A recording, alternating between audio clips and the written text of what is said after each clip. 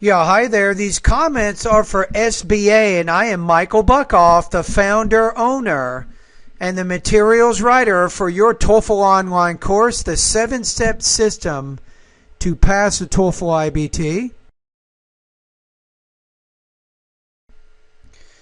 So you made a comment over my Facebook page back on September 9th. I apologize for taking so long to get to your comments.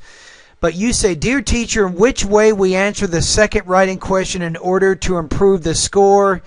Do you agree or disagree? For any topics, which side is better to talk about? Many thanks." Yeah, I think you misunderstand the independent writing task.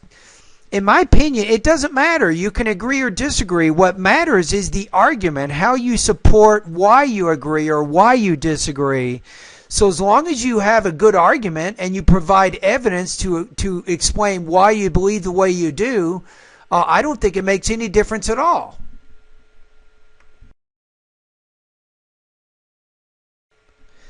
Let's take a look at the TOEFL IBT test independent writing rubrics, which are the scoring standards that you want to be familiar with. So the reason I'm showing you this is it's important to understand that it doesn't really matter if you agree or disagree, but what matters is a lot of other ideas, a lot of things in there that also affect your score. For example, to get a perfect score, you effectively address a topic in the task.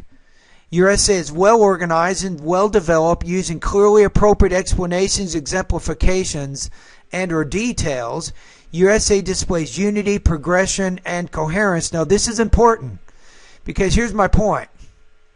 For this one, if you try to agree and disagree with the idea, there's no way in 30 minutes you will be able to fully develop your essay, and that way you will not have progression. Progression means you take an idea, you develop it over several paragraphs. You're not going to have enough time to do that. Now also remember, your essay displays consistent facility in the use of language, demonstrating syntactic variety, appropriate word choice, and idiomaticity, though it may have minor lexical or grammatical errors.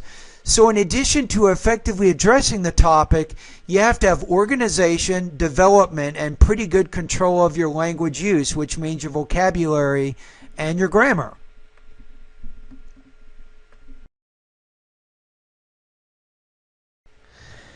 Now the next question is, okay, Michael, what kinds of things can I focus on in your online TOEFL course which will help me improve my writing?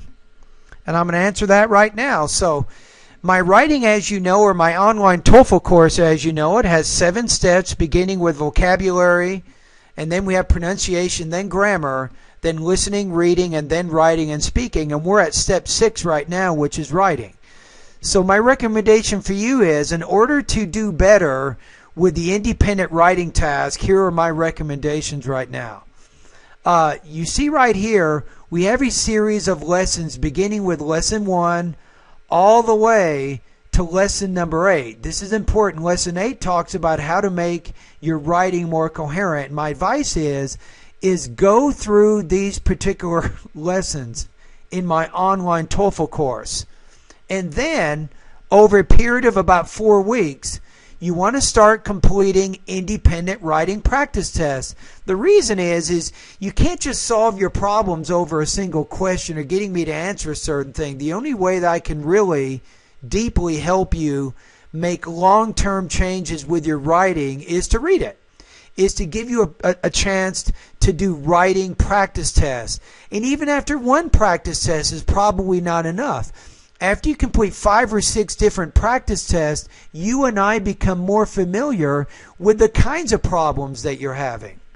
For example, if we go back to the independent rubrics, are you having more problems, for example, effectively addressing the topic and task? Or are you having more problems with organization and development? Or having unity, progression, coherence, or your language use? So based on the kinds of problems you're having, that's when I begin recommending specific lessons in my online course to help you get better. So let me give you another example. Let's say that you're having some problems with your grammar, right? So I can go to the grammar part of my course based on your writing practice test, and I can recommend specific lessons in the grammar area that you're having trouble understanding. So if we go back to the rubrics, let's say that you're having problems with syntactic variety. So then, at my course, I will recommend, based on that, I recommend grammar lesson number 26, sentence variety. This is going to help you learn how to vary the sentence styles you're using. Does that make sense? Now let's say we go back to the rubrics here. Let's say you're having problems with appropriate word choice. What would I do then? I would recommend lesson number 13, word choice. I would tell you to spend some time going through those lessons. You see how it works? So it isn't easy, to be honest with you, it's not easy to fully and completely diagnose all your writing problems with just one writing practice test. It may take 5 or 6. Now let me tell you a quick story. One of my students a while back, his name is Rasa, and when I met him, his writing score was 22 points out of 30. So you know what he did?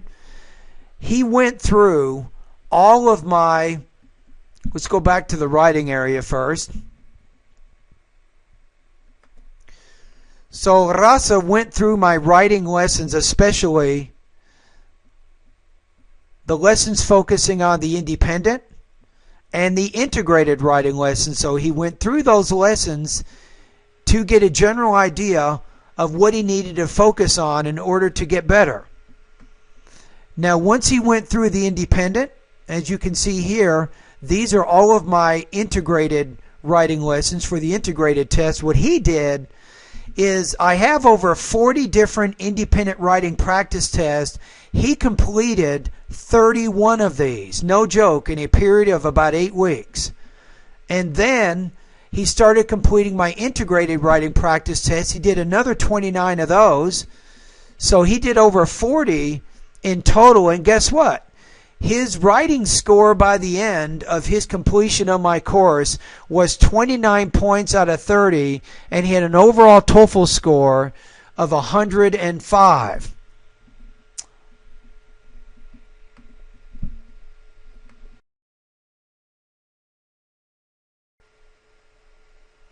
So going back to your question one more time, so agree or disagree, my advice to you is choose one.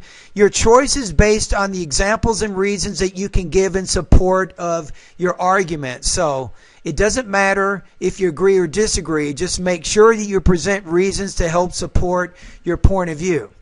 Now remember that in addition to answering the task, there is a lot more, or there are more things that you need to do in order to score high, and I've pointed out some of those things in this video. Alright, so if you're interested, I will include a link here to my 30-day TOEFL study writing guide.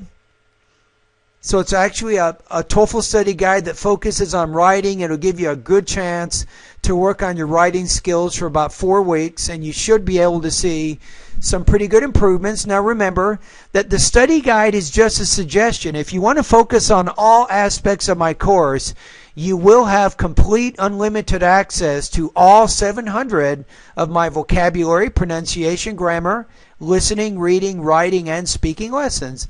So the study guide is just a suggestion. It will point you to the parts of my course that focus more on writing and also grammar.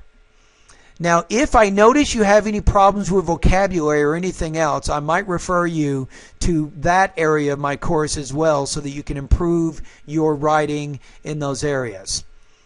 All right. Anyway, Samir, thank you for your comments at my Facebook page, and all the best to your high-scoring TOEFL success.